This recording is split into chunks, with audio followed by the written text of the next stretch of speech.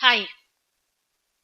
In the introductory video, we understood that the financial statements or the final accounts of a not-for-profit organization consists of the receipts and payments account, the income and expenditure account, followed by the balance sheet.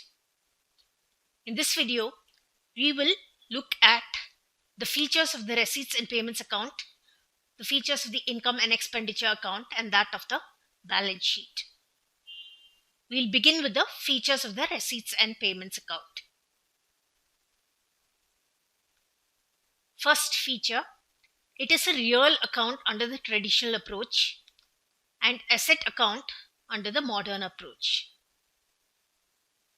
2. It is prepared on cash basis of accounting. 3. It is prepared at the end of the accounting period. 4.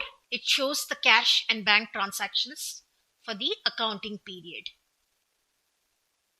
5. It is prepared from the cash book.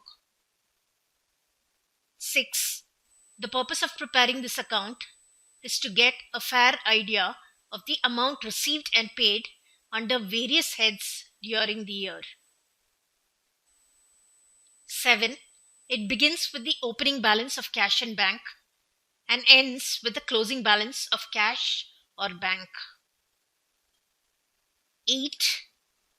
All receipts are shown in the debit side, whereas all payments are shown in the credit side. 9.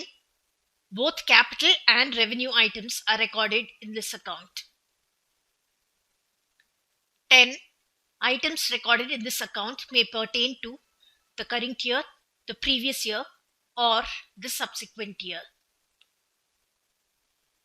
Adjustments for accrued income and income received in advance, as well as outstanding expense and prepaid expense, are not made in this account.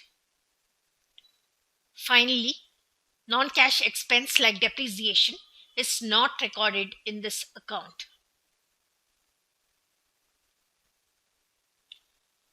So we saw the features of the receipts and payments account. Let's move on to the features of the income and expenditure account. First feature, it is a nominal account under the traditional approach and revenue or expense account under the modern approach. Second feature, it is prepared on accrual basis of accounting. 3. It is prepared at the end of the accounting period. 4. The object of preparing this account is to ascertain the surplus or deficit for the accounting period. 5. Expenses are shown on the debit side, whereas incomes are shown on the credit side. 6. Only revenue items are shown in this account. All capital items are excluded from this account.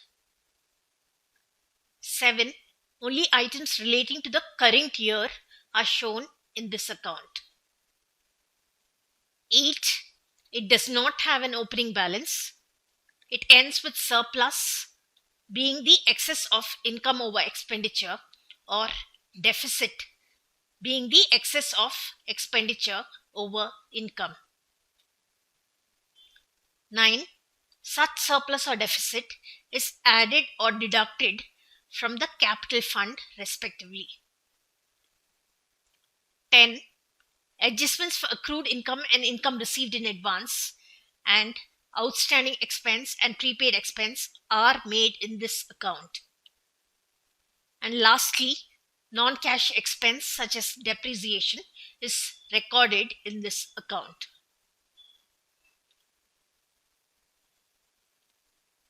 So we've seen the features of the income and expenditure account also.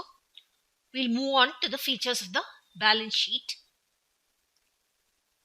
The first feature, the objective of preparing the balance sheet is to show the financial position of the organization as at a particular point of time. The method of preparing the balance sheet for a not-for-profit organization is the same as that of a profit-making organization. Third, the balance sheet is prepared after the income and expenditure account. 4. The difference between the assets and liabilities is referred to as capital fund or general fund. The surplus or deficit which is arrived at from the income and expenditure account is added or deducted from the capital fund as the case may be. And lastly, all capital receipts such as life membership fees, legacies, etc. are directly added to the capital fund.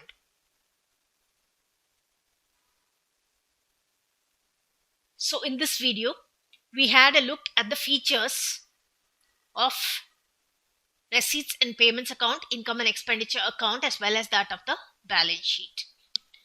In the upcoming video, we will have a look at example sum on receipts and payments account.